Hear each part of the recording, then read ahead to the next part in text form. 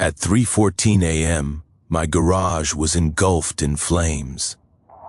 By the time I stumbled outside in bare feet, smoke burning my lungs and sweat freezing on my back, everything I'd built for 15 years was already collapsing.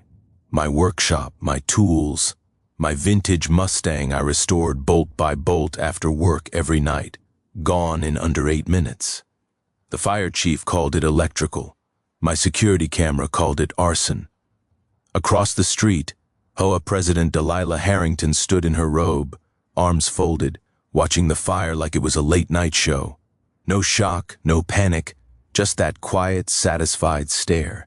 That same afternoon, she walked into a courthouse for her arraignment, confident, smirking, absolutely certain she'd beaten this. The clerk called the case. Delilah looked up at the bench for the first time, and the color drained from her face. Stay with me, because what happened next forced the woman who burned my life down to beg for mercy from the one man she never expected to face. My name is Marcus Thornfield, and 6 months ago I was just a newly appointed municipal judge trying to start fresh after a messy divorce. At 52, I figured I'd seen everything the legal system could throw at me after 15 years as a public defender. Boy, was I wrong. I just bought a house in Willowbrook Estates. And before you picture some fancy mansion, let me stop you right there. This place was basically overpriced tract homes with pretentious street names like Manor Way and Estate Drive. The kind of neighborhood where people lease BMWs they can't afford and act like they invented suburbia. But here's why I chose that particular house. It had this massive garage, perfect for my weekend hobby of restoring classic cars and woodworking. After years of apartment living, the smell of fresh sawdust mixing with autumn leaves as I unloaded my table saw from the moving truck. Pure heaven. That piece lasted exactly 3 days. Day 3. I'm setting up my workshop when I hear this particular brand of authority approaching. You know the sound. Click, click, click of acrylic nails on a clipboard accompanied by a smile sharper than my best chisel set. Welcome to Willowbrook. I'm Delilah Harrington, HOA President. I'm sure you'll want to review our community standards before you settle in. Delilah was 47, a former real estate agent who'd lost her license over what she called misunderstandings, but what sounded more like fraud to my trained ear. She handed me a 47-page document with sections highlighted in yellow like a law student's textbook, particularly pages 23 through 31 regarding garage usage, noise ordinances, and appropriate vehicles for display. That metallic snap of her phone camera became the soundtrack to my introduction to Willowbrook. She was already documenting everything. The expensive but flimsy feel of those CC&R papers should have been my first clue. All show no substance like everything else about this place, but I figured I'd dealt with worse in courtrooms. Right. I'm sure in your previous neighborhood these standards might seem strict, she continued, but property values here are very important to those of us who've invested properly. That pause before previous neighborhood told me everything. This wasn't about rules, this was about who belonged and who didn't. I explained that my 1967 Mustang project car was registered, insured, and properly covered. My garage workshop was fully enclosed, and I only worked during permitted hours. Reasonable response to reasonable concerns, right? Wrong. Oh, you're one of those homeowners, Delilah said, her voice dripping with the kind of fake sweetness that makes your teeth hurt. Well, Mr. Thornfield, you'll find that here in Willowbrook, we have ways of maintaining our standards. As she clicked away in her designer heels, I noticed her taking photos of everything. My garage, my car, even my mailbox placement. The way she handled that phone, documenting every angle like she was building a case, should have set off every alarm bell in my legal training. But you know what? After 15 years of defending people against actual criminals, I figured I could handle one suburban wannabe dictator with a clipboard and an attitude problem. Looking back, that overconfidence was my first mistake. Because Delilah Harrington wasn't just your average power-drunk HOA president. She was something much more dangerous. A petty tyrant with just enough intelligence to be creative and just enough desperation to be reckless.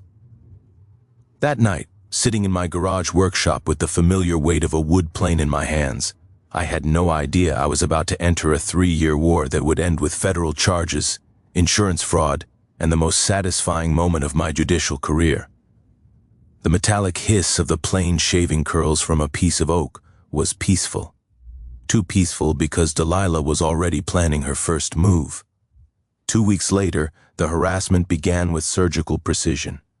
Violation letter number 1 arrived on expensive letterhead that screamed, "I'm important, unauthorized storage of non-street legal vehicles." The irony, my Mustang was fully registered, insured, and street legal. I could have driven it to their office if I wanted to make a point. But here's what I learned from my public defender days. Bullies bank on you not fighting back. They count on intimidation working better than actual authority. So, I responded with documentation, photos, registration papers, insurance certificates, all time-stamped and organized like I was filing a motion in federal court. Delilah's response wasn't backing down. Oh no, she scheduled a compliance inspection and showed up with backup. Her neighbor Patricia, who looked like she'd writhe RB anywhere else, and her brother-in-law Randy, who apparently worked in property management. Translation: he was a failed real estate agent just like his sister-in-law. The smell hit you first. Delilah's cheap perfume mixing with Rye's cologne created this assault on your senses that somehow perfectly matched their personalities. Like someone had bottled entitlement and desperation in equal parts. They nitpicked everything. The color of my mailbox, it was black. CCNRs said dark colors acceptable. My lawn height 2.8 in when they claimed maximum was 2.5. Even the brand of my doormat was apparently non-standard materials. I'm standing there watching Randy scratch violations onto his clipboard while Patricia nervously cleared her throat every time she clearly disagreed but wouldn't speak up. The guy was literally measuring grass with a ruler. Now, here's something every homeowner should know. Most HOA harassment relies on you not understanding your rights. These people were banking on intimidation, not actual authority. I started photographing everything with metadata timestamps and keeping detailed logs. Documentation beats desperation every single time.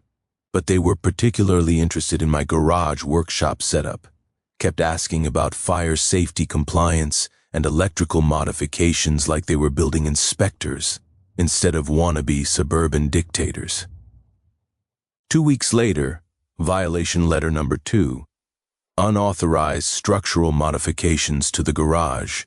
They claimed my workbench and tool storage violated building codes. Here's where my legal training kicked in. I spent a weekend at City Hall pulling permits and building records. Turned out the house's previous owner, a contractor, had properly permitted all garage improvements 5 years ago. The feeling of those old blueprint papers between my fingers, official city stamps, and inspector signatures was like holding ammunition. My response letter didn't just refute their claims. It included copies of all permits, building inspector sign-offs, and a friendly paragraph pointing out that filing false building code violations is a misdemeanor in our state. Delilah's response came within 24 hours instead of her usual 2E power play delay. The typing was sloppy, clearly rushed. I'd rattled her, but instead of backing down, she doubled down. The board will be conducting more frequent compliance reviews, given your confrontational attitude toward community standards. That word confrontational, because asking for basic fairness was confrontational, because expecting them to follow their own rules was confrontational. That night, sitting in my garage workshop, the familiar weight of my tools felt different.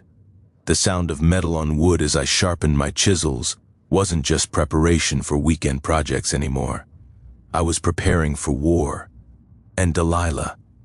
She was about to learn that terrorizing a public defender turned judge was like bringing a clipboard to a federal court hearing. The scratch of her pen on violation notices was about to become evidence in a criminal case. But I didn't know that yet. All I knew was that this woman had made my peaceful retirement home into a battlefield, and I was done playing defense. The next morning, I found her measuring my driveway with a tape measure, taking notes like she was planning something that required precise measurements. When I asked what she was doing, she claimed she was investigating potential encroachment on common areas. The careful way she documented every inch of my property, the focus on my garage's proximity to the property line, the way she kept glancing at the main electrical panel, it all suggested she wasn't planning another lawsuit. She was planning something that required intimate knowledge of my property layout, something physical, something permanent, something that would require knowing exactly where my garage sat in relation to everything else. The metallic snap of her measuring tape retracting echoed in my driveway like a countdown timer. But a countdown to what? Months 3 and 4 was when Delilah stopped pretending this was about community standards. Her new tactic, filing noise complaints with the city about my weekend woodworking. She claimed I was violating noise ordinances even though I only worked from 10 a.m. to 4:00 p.m. on Saturdays, the exact same hours when leaf blowers, lawnmowers, and pool parties happened throughout the neighborhood with 0 complaints. Officer Rodriguez showed up looking apologetic.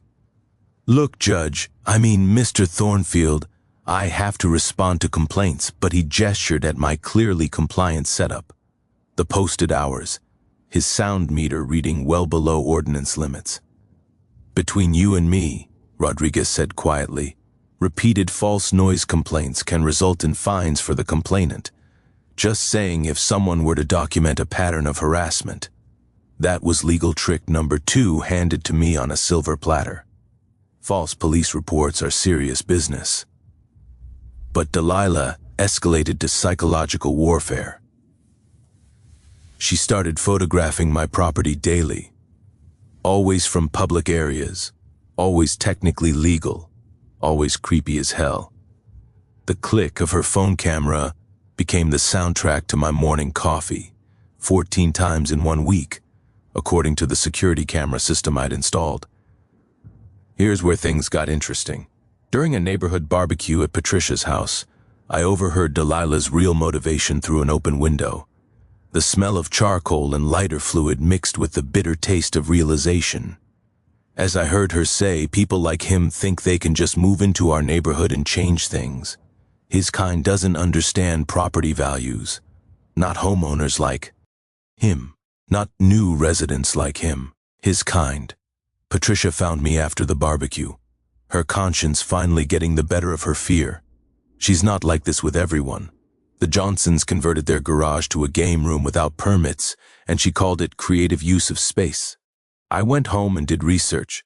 White families got friendly reminders about violations. Everyone else got formal violation notices and legal threats.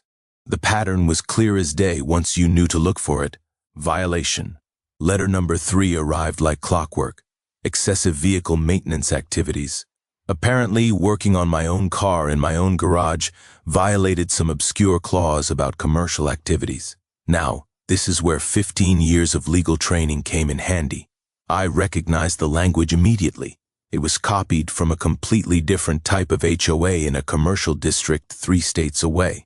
Delilah had literally plagiarized the wrong regulations from a random internet search. The smooth, expensive feel of my own legal letterhead as I crafted a response was pure satisfaction. I didn't just refute her claims. I dissected them with surgical precision, pointing out the misapplied statutes and potential liability for harassment. Her response arrived handwritten instead of typed, full of obvious emotional language. Mr. Thornfield clearly thinks his legal background makes him above community standards. Bingo. She knew I was a judge. This wasn't random harassment anymore. She was specifically targeting me because of my profession. That changed everything from a legal standpoint, adding potential civil rights violations to her growing list of problems. The next morning, all 4 of my car tires were flat. Perfectly legal vandalism. She was standing on public property and could claim she was just checking tire pressure for safety if questioned. But that afternoon, I found her measuring my driveway with a tape measure again, taking detailed notes. When confronted, She claimed she was investigating potential encroachment on common areas. The measuring tape was set up for something bigger. The careful way she documented every inch of my property, focusing on the garage's proximity to the property line and the main electrical panel, suggested she needed precise knowledge of boundaries for whatever she was planning. That night, reviewing security footage, I noticed something that made my blood run cold. During her measuring session, Delilah had spent significant time focused on two things: the garage's distance from the property line and the location of my main electrical panel. She wasn't planning another lawsuit. She was planning something physical, something that required knowing exactly where my most valuable possessions were located and how to access the electrical systems that powered them. The hiss of air escaping from my tires that morning wasn't just vandalism, it was reconnaissance. She was testing my response time, my security measures, my willingness to escalate to law enforcement. And I was about to give her more escalation than she bargained for because the next phase of her harassment campaign was going to involve actual federal crimes. And I was going to document every single second of it. The click of my phone as I started a voice memo outlining my suspicions wasn't just preparation, it was the beginning of her downfall. Months 5 and 6 was when Delilah made her biggest mistake. She tried to outlawyer a lawyer. Her latest letter arrived via certified mail copied to an attorney. Notice of intent to seek injunctive relief against my ongoing violations of community standards. Big words, fancy letterhead. Legal-sounding threats that would intimidate most homeowners. But here's legal trick number 3. I recognize the attorney's name. Randy Morrison, Esquire. Her brother-in-law, who'd apparently passed the bar on his 3rd try and specialized in property disputes, which was code for small claims court and tenant evictions. Instead of hiring a lawyer, I represented myself and filed a counterclaim for harassment, intentional infliction of emotional distress, and violation of my civil rights under the Fair Housing Act. Sometimes the best defense is a federal offense. Through legal discovery, I subpoenaed 3 years of HOA records. What I found was a gold mine that would make any prosecutor salivate. Selective enforcement based on race, religion, and profession. Teachers and social workers got friendly treatment. Anyone in law enforcement or legal professions got the full harassment package. The musty smell of old HOA files mixed with Rye's nervous sweating when my discovery requests arrived at their law office, which turned out to be Rye's kitchen table. The satisfying thunk of his briefcase hitting the floor when I dropped the financial audit on that table during our deposition was music to my ears. But the real bombshell was buried in the financial records. Delilah had been using HOA funds for personal expenses, specifically lease payments on that BMW she couldn't afford. Embezzlement is a felony, and she'd left a paper trail that a first-year accounting student could follow. Instead of backing down, Delilah doubled down with the desperation of someone watching their world collapse. She filed a motion claiming I was using my position as a judge to intimidate the HOA board. The irony was perfect. The motion was filed in my own court, but I couldn't hear it due to conflict of interest. It got assigned to Judge Wilson, who'd known me for 10 years and had zero patience for frivolous lawsuits. The crisp feel of real legal documents with actual consequences was so different from Delilah's fake legal HOA letters. These had weight, substance, the power to destroy lives or restore justice. Wilson didn't just dismiss Delilah's motion. He sanctioned Randy for filing frivolous claims and ordered them to pay my legal costs. Between the sanctions and the discovery of embezzlement, Delilah was facing serious legal trouble. But instead of cutting her losses, she escalated to personal destruction. My security cameras caught her and Randy conducting what they thought was covert inspections of my property, measuring distances from my garage to the property line, testing fence stability, examining electrical access points like they were planning a heist. The metallic ping of Delilah's measuring tape retracting became the sound of her desperation. She was looking for any angle, any technical violation that could justify her years of harassment. Randy filed a motion for a professional survey of my property, claiming my garage violated setback requirements, but I'd already ordered my own survey from Earl Henderson, the same company that did the original work. Earl was a 30-year veteran who took one look at the garage and scratched his head. "This garage is exactly where it's supposed to be, Judge. Built to code, proper setbacks, everything by the book." That's when Earl made the discovery that turned harassment into felony charges. The property markers had been moved. Fresh concrete around the stakes, slightly different metal composition, and positioning that made my garage appear to encroach by exactly 6 in. The smell of concrete that hadn't fully cured was evidence any construction professional would immediately recognize. Someone had deliberately moved legal boundary markers to create a false violation. Moving property markers isn't just harassment, it's felony criminal mischief and attempted theft of land, federal charges with serious prison time. I now had Delilah on embezzlement, harassment, civil, rights violations, and felony property tampering. Any reasonable person would surrender and hope for a plea bargain. But Delilah wasn't reasonable. She was desperate, cornered, and about to make the kind of mistake that turned civil disputes into federal criminal cases. My cameras caught her final reconnaissance mission. Late-night inspection of my garage, focusing on the electrical panel in my vintage Mustang. The way she examined the wiring and took detailed photos suggested she wasn't planning another lawsuit. She was planning sabotage, the kind that would destroy what I loved most, while giving her plausible deniability. The scratch of her pen taking notes about electrical access points wasn't documentation for legal action. It was planning for destruction, and I was about to let her hang herself with her own rope. Month 7 was when I discovered Delilah's endgame, and it was so much worse than simple harassment. While reviewing HOA financial records for the embezzlement case, I found something that made my prosecutorial instincts scream. Delilah had taken out a substantial insurance policy on common area structures 6 months earlier. The fine print was where it got interesting.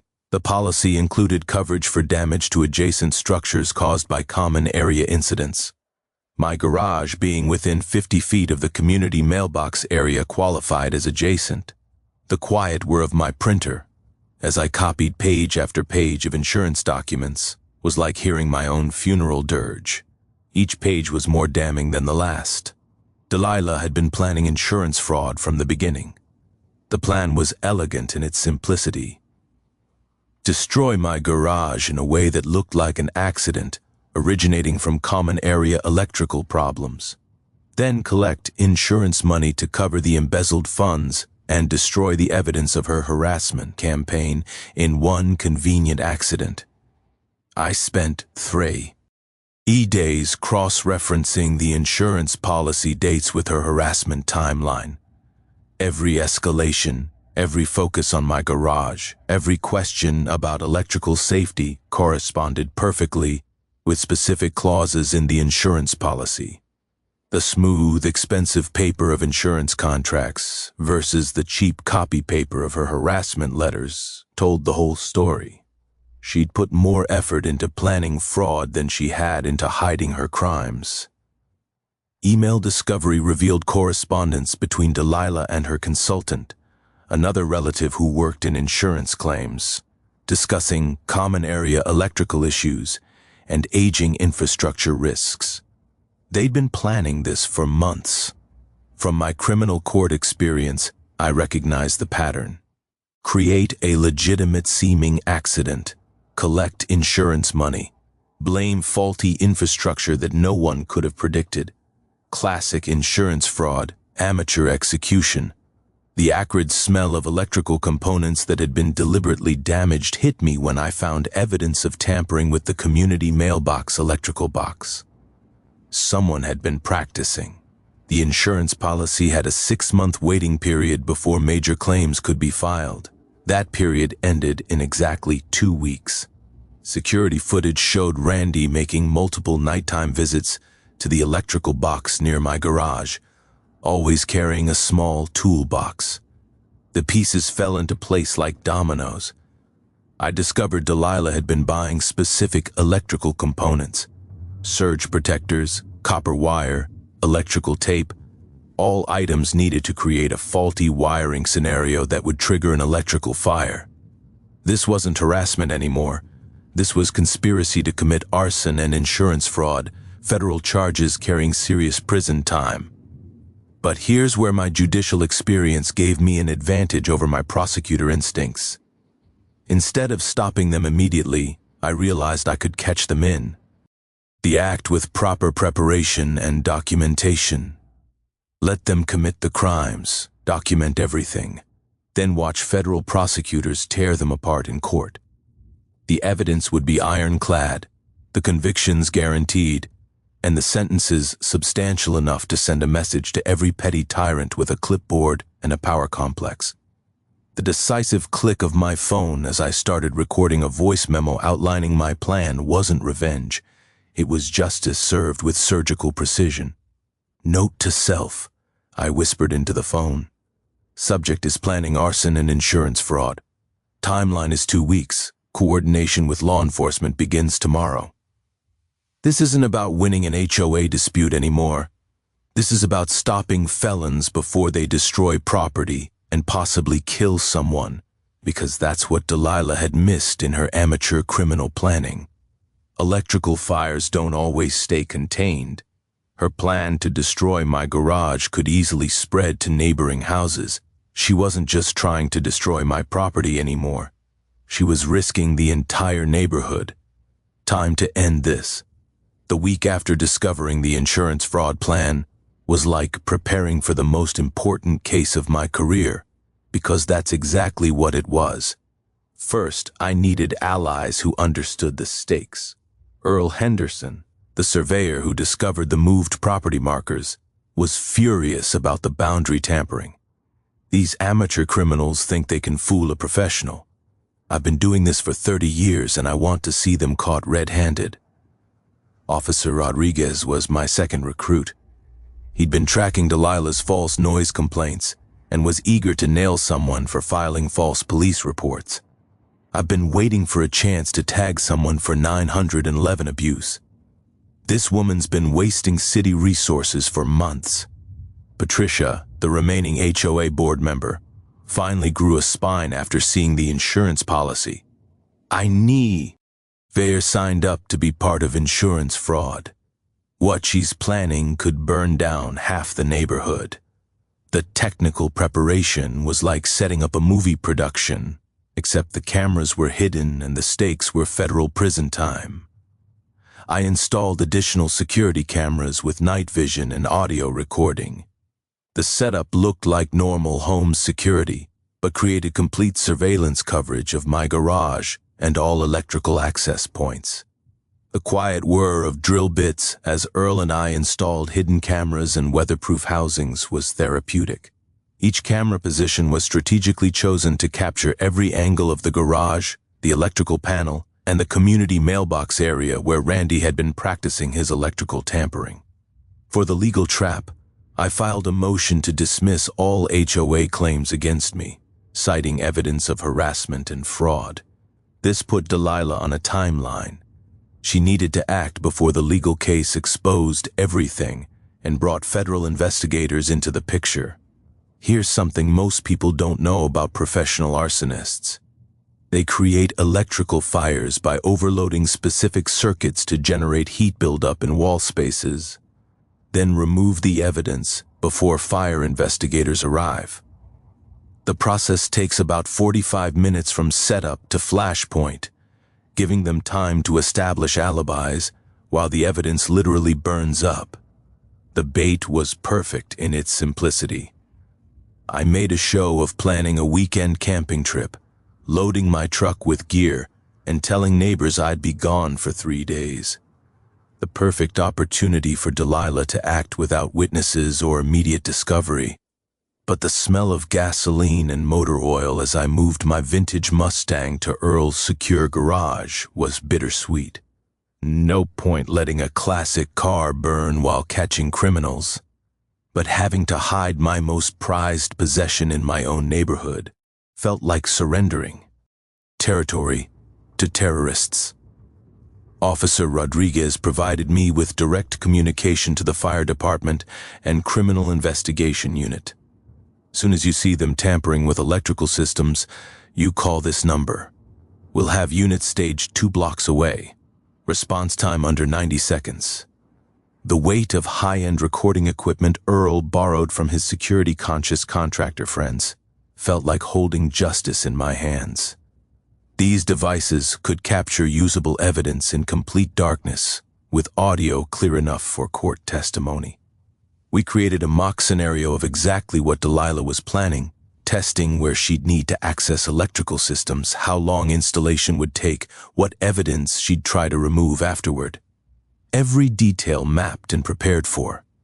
Patricia, growing more horrified by her discoveries, reached out anonymously to the insurance company to report suspicious policy behavior by the HOA president.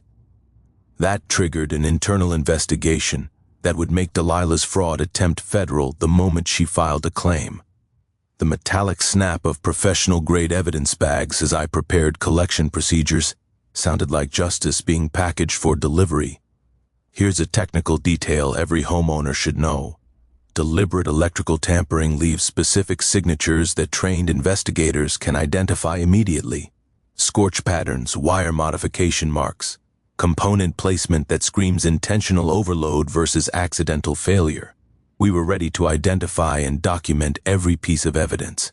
I contacted Sarah Martinez, an investigative journalist at the local paper, giving her background without revealing the active investigation.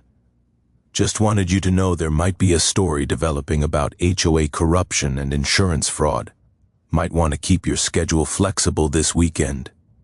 Legal backup plan included sealed evidence packets, prepared for delivery to the State Attorney General's office. If anything happened to me, if these people are willing to commit arson, escalation to violence isn't impossible. The sharp smell of new electrical components that I planted as additional evidence would clearly demonstrate deliberate tampering versus normal wear when investigators processed the scene. The night before my camping trip, Earl Rodriguez and I did final walkthrough. Every camera angle checked, every evidence collection point verified, every communication channel tested. The satisfying click of the final camera housings snapping into place sounded like a trap being set, not revenge. Justice served with precision. As I drove away from my fake camping trip, Delilah's bedroom light came on. She'd been watching, waiting for me to leave. The hunt would begin in exactly 18 hours. Friday night, while the neighborhood slept, I was wide awake in Earl's basement workshop, monitoring 6 different camera feeds on a laptop setup that would make NSA surveillance teams jealous.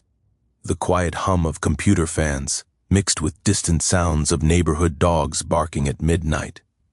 The perfect soundtrack for catching federal criminals in the act. 12:47 a.m.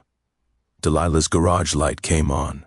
Security camera caught her loading electrical supplies into a dark backpack. Wire strippers, electrical tape, small cordless drill, surge protector components. She moved with the careful deliberation of someone who'd rehearsed this moment for weeks. Her and Randy conducted a 20-minute safety walk around the neighborhood, checking for lights and windows, cars and driveways, any sign of wakefulness. They were professional enough to be cautious, amateur enough to miss the 6 hidden cameras recording their every move.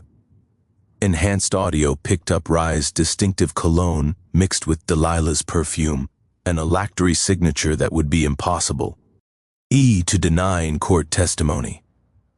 Camera angle 3 captured Randy testing the community electrical box lock with 3 different keys before finding one that worked. Clear evidence of premeditation, prior planning, and breaking and entering community property. The metallic click of the electrical box opening, followed by Rye's whispered, "Got it," provided audio evidence that would make prosecutors salivate.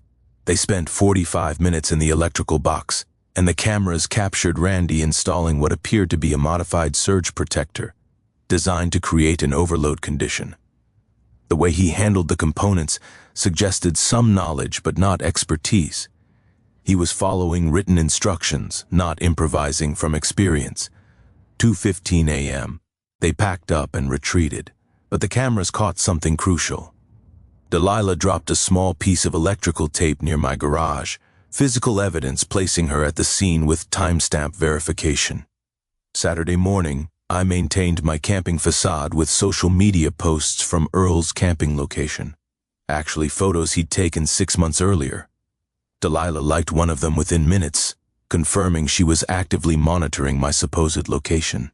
Saturday afternoon, enhanced surveillance picked up Delilah making a phone call from her backyard. "Everything's set for tomorrow night. Make sure you're ready to file first thing Monday morning." I conference called with Rodriguez and fire investigator Captain Morrison, reviewing footage and planning arrest timing. "We need to catch them activating the device, not just installing it," Morrison explained. "Installation could be explained away as maintenance. Activation is attempted arson." The serious click of official evidence documentation sounded like justice being processed through proper channels. Saturday night, Delilah and Randy returned for final preparations. Cameras caught Randy adjust timing mechanisms on the surge protector, and Delilah placing accelerant-soaked rags in specific locations around my garage. Enhanced footage showed them creating a trail of accelerant, designed to ensure maximum damage while making the fire appear to originate from electrical failure.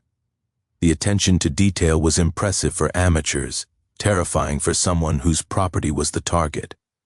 Audio enhancement picked up the distinct smell of lighter fluid as they prepared the accelerant trail, evidence that would demolish any claim of accidental electrical failure. Randy installed a timer device set to activate the electrical overload at exactly 3:30 a.m.